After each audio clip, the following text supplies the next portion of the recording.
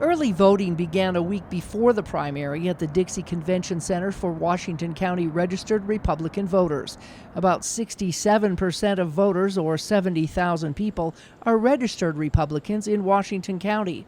And because this is a closed election and for Utah Republicans only, many who were Democrats or unaffiliated that were turned away may have been confused. You have to be affiliated with the Republican Party. So if you are affiliated with another party, you won't be able to vote this early voting, because this is for members of the Republican Party to select who their nominee for the general election will be. So the other parties, I guess, don't have. They've already selected their candidates through convention, I would assume. And so far, turnout has been very slow. By 11:30 on the first day, only 30 voters had come in person to cast their ballots.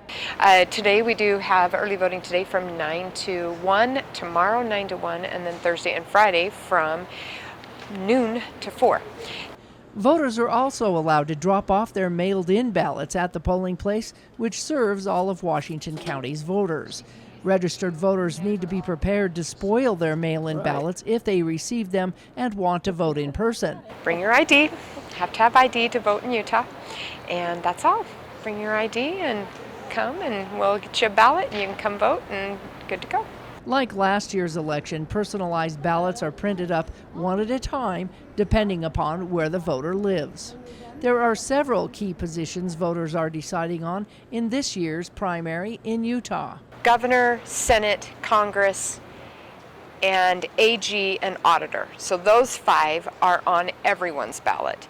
And then it'll depend on where you live, whether or not you have a school district or a Utah House or Utah Senate race as well.